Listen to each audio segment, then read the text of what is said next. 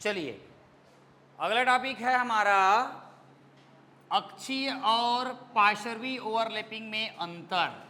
तो सबसे पहला आधार है आपका परिभाषा। चलो लिखो, सबसे पहले इसका परिभाषा लिखेंगे और इसका परिभाषा लिखेंगे। हालांकि लिखवा डाला हूं लेकिन और लिखो, ठीक है। चलो लिखो, जब दो परमाणु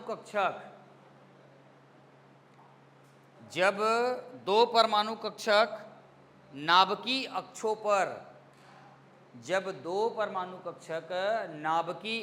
पर अतिव्यापित होते हैं तो वहां पर अक्षीय ओवरलैपिंग या अत्यापन होता है। ठीक है, ये तो परिभाषा सिंपल था।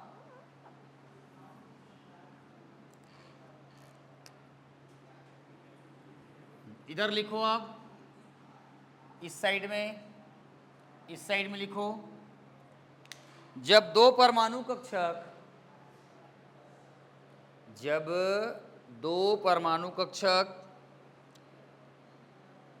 अपने पार्श्वी अक्षों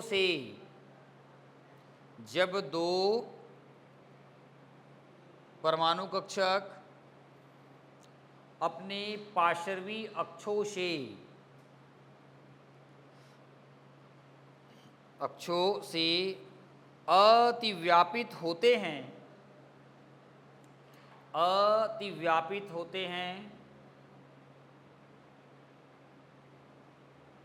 या उभरे हुए भाग से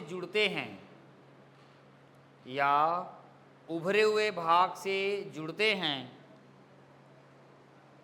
तो उसे पार्श्वी अत्यापन कहते हैं।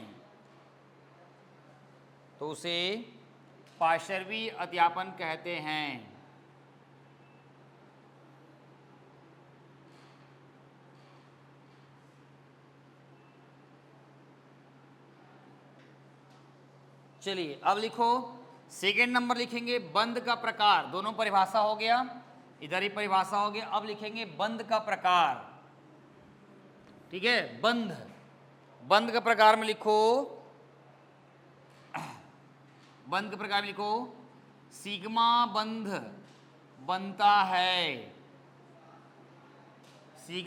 बनता है जो एक प्रकार का प्रबल बंध होता है। सिग्मा बंध बनता है जो एक प्रकार का क्या होता है, प्रबल बंध होता है। उधर क्या लिखेंगे, पाई बॉन्ड बनता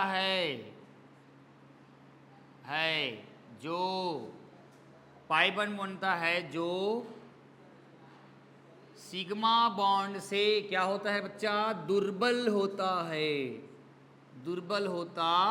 है। वैसे दुर्बल हम लोग जब पढ़ते थे तो अपने समय में दुर्बल शब्द का उपयोग हम लोग खेखड़ू बोलते थे। गांव में जैसे कई दिन से खाना नहीं खाया है, कई बच्चों का देखने होंगे आप लोग कि छोटे बच्चे होते हैं, पतला पतला हाथ, रीप की हड्डियाँ एकदम दिख रहा है, तो मजाक की भाषा में लोग बोलते थे खेखड़ू दिखता है, वे खाता पीता नहीं है क्या। और आपके तरफ क्या बोलते हैं, हमारे तरफ खेखड़ू बोलते हैं, और आपके तरफ क्या बोलते हैं, कमेंट सेक्शन में कमेंट्स मारिए भैया देख सकते हो। चलिए तीसरा पॉइंट इज वेरी इंपॉर्टेंट।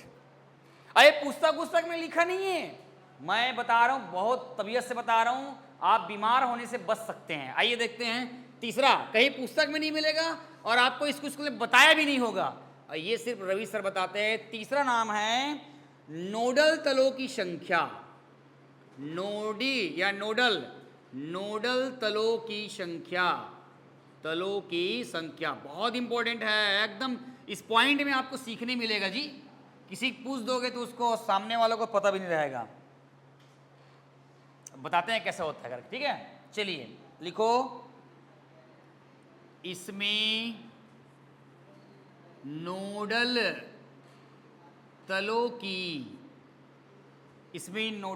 की संख्या 2 होती है, इसमें नोडल तलों की संख्या 2 होती है। नोडल तलों की संख्या क्या होती है?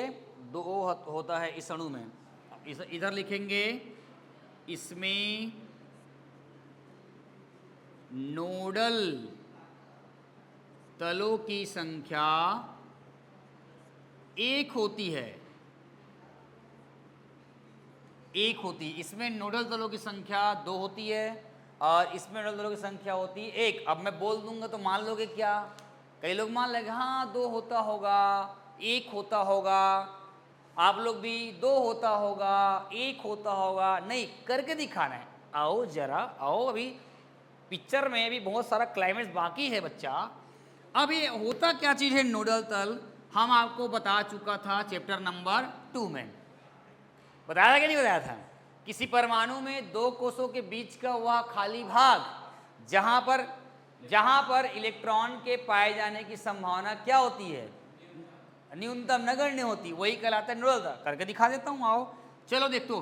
अक्षी, बड़ा इंटरेस्टिंग बताया ना, बहुत इंटरेस्टिंग है। आप लोग भी नहीं जानते, समझ में आ रहा है? मैं बता रहा हूं आपको। चलिए देखिए अक्षी में क्या होता है, ध्यान समझना। ये देखो अक्षी में क्या हो रहा है, ध्यान से देखना। ये देखो ये और ये उन लोग के लिए भयंकर असरदार, मतलब असरदार टैबलेट है।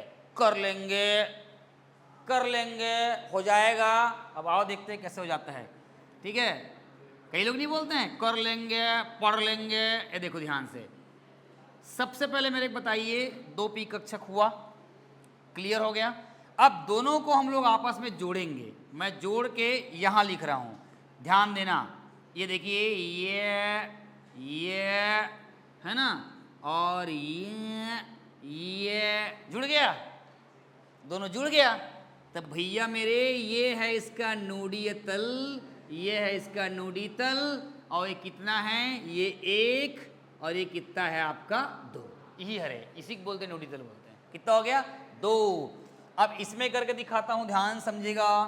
ये देखिए ध्यान से देखिएगा, ये वाला 1, ये वाला 1, पासर भी लेना है ना। उसके बाद हो जाएगा प्लस यद, ये और ये दोनों हो गए आपस में।